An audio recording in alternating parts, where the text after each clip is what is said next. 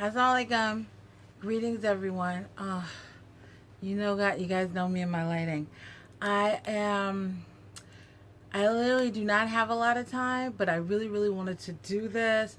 At least cover a little bit of what I want to cover today because it's so important. I think that it's so important. All right. I'm actually this live. There's a few things that I want to cover, so I'm not going to be able to cover everything, and not really in as much depth as I wanted to. But I really felt like I really felt the need to kind of address this because this is something that just happened. I believe it was yesterday morning. I have a lot of cultural intersections, so sometimes it feels like there's always something. Okay, so yesterday morning I was on Twitter. All right, and it's Monday morning. Stuff happens over the weekend. You get bombarded with stuff and everything like that. So now, yesterday morning I was on Twitter, and this tweet. I read this tweet, and it kind of incited a lot of different things in me, based on the experiences that I've recently had, and I've seen other Black women authors in particular go through. All right. So the tweet was a white person said to a Black woman author, saying period, Period, instead of there's a T added to it, in a tweet demonstrates a lack of literary merit. Now the tweet goes on to say, how can you be narrow and not understand the difference between a tweet and actual books at the same time? Throw the whole person away. All right, so I'm gonna address two things that's there, and I'm gonna try to address it really, really quickly. Okay, people of color consistently have to undergo this presumed incompetence and this hegemonic measure of their credibility and in their creativity across the board. Okay, the culture in the United States is very white dominated and very Eurocentric, okay? And so there's spaces and places where people outside of a very, very finite, okay, cultural construct present their creativity to the world, okay? There is a high tendency for certain language to be used to discredit it. And oftentimes it's not even based on, like the tweet said here, a literary merit, okay? It's not really based on merit. It's based on people's very, very restricted, finite, and often ignorant perspective about what culture, art, creativity is. So now I'm going to hone in on literature in particular. Black women authors, Black authors, authors of color, there's always these layers of being discredited based on what is perceived as this ideal literature. There's no such thing as ideal literature.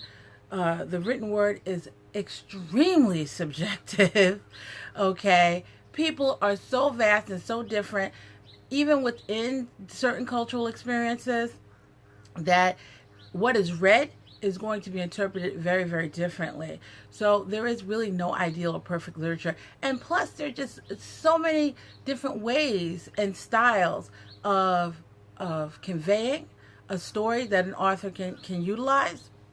But what I've gleaned in my work as a literary critic is often authors of color, particularly Black authors, especially Black women authors, are held to this standard that really is not so much utilized for people outside of that culture, and also people privileged by this society.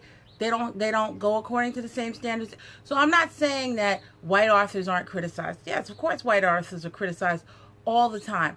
It doesn't have the same ramifications as it does on a Black author, for example, okay? And I've even seen this within Muslim culture with non-Black Muslim authors and publishers and reviewers kind of downing Black Muslim authorship, okay? in a way that kind of feeds that hegemony coming from the broader white society.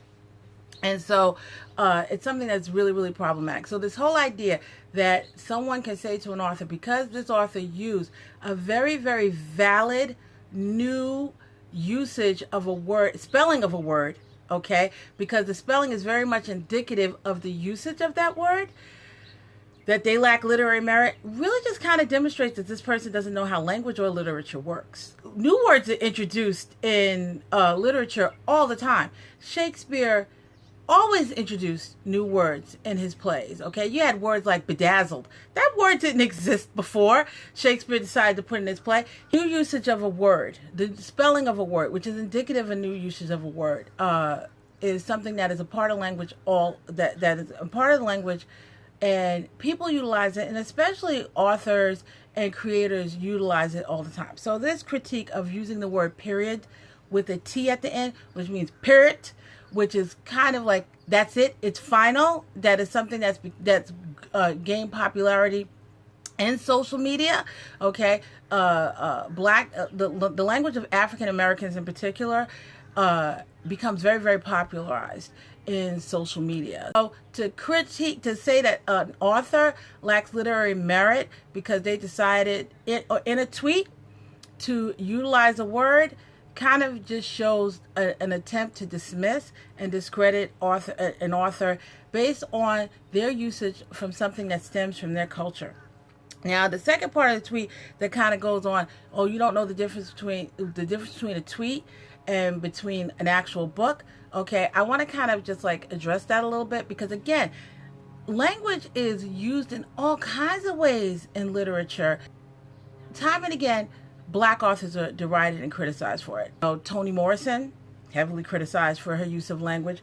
Zora Neale Hurston, heavily criticized for her use of language. Chinua Achebe. It's because the richness of the language that Blacks generate, especially here in the society where we have this vast African American vernacular English that's always changing and always evolving, and new usage is included in it all the time. Okay, that oftentimes people that don't understand that, don't respect that, or just are really seeking to deride a Black authorship and creativity, kind of use language like that. Oh, you lack literary merit. Okay, which again, that really kind of doesn't exist, okay, because of the different ways that language can be used and that literature can be conveyed. People can choose, authors can choose how to convey their stories, their messages to their readership and to their audience all the time. For some people it will resonate, for other people it won't resonate. That doesn't mean that the author completely lacks merit, just because for some people it does not resonate.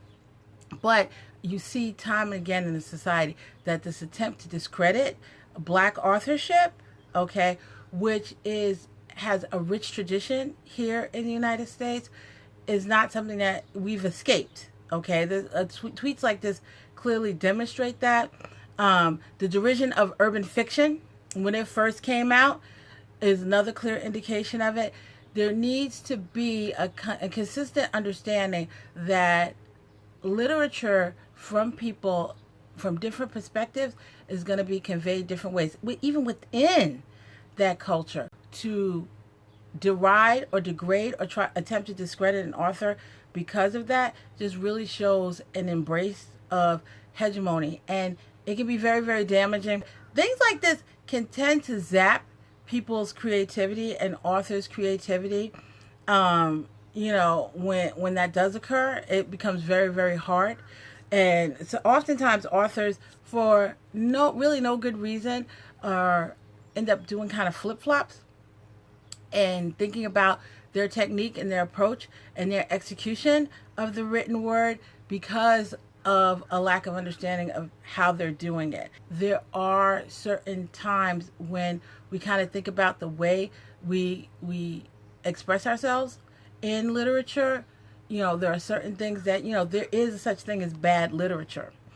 But that doesn't automatically mean that because it doesn't resonate with certain readers, that it's bad literature. It's okay to say as a reader, that really, I didn't really get that. I didn't really like it. Okay, that's perfectly fine.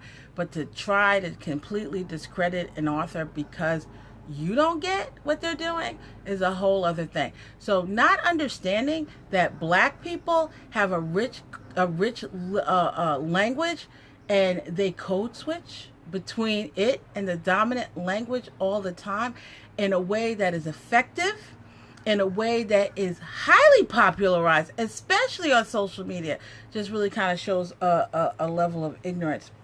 And so it becomes very, very important that we support authors when this happens, and we appreciate the different nuances in cultures and approaches, and even among genres. That the way an author conveys something is not, you may not like it, but it doesn't mean that author is a bad author, or that author lacks literary merit. All right. I wanted to make an announcement about this wonderful project that NBA Muslims is having, which is Black Muslim Reads. Okay. An anthology of Black Muslim authors, which I think is spectacular. And alhamdulillah, we've gotten authors who have agreed to send in their submissions, and we've gotten our first submission, and hopefully we'll get more submissions. So I think it's a very, very important anthology to have. Anthologies are a really critical tool in literature to kind of like center certain styles, certain genres, certain experiences, certain backgrounds. So I am really, really excited about the opportunity to, inshallah, have published a compendium of Black Muslim writers and their works, and how they share their stories and their experiences. So we have got to appreciate the fact that Black authors, I'm bombarded. You can't just write and tell your stories. If you write and tell your stories, you're going to automatically get bombarded by people who don't understand the way that you execute it, the way the messages that you're trying to convey, your characters, or anything like that. So I would definitely say that, if an author wants to put period with a T at the end in a book, and that's the character's voice, that's the language that the character uses, definitely do it. Black authors have always been doing that. Minority authors have always been doing that. It's what enriches the culture. We have got to stop catering to this hegemony that hinders and stifles and can crush creativity. We need to open it up and expand it and appreciate the breadth of execution that is out there, inshallah. All right? I got to go bake some cookies for my girls. Assalamu alaikum.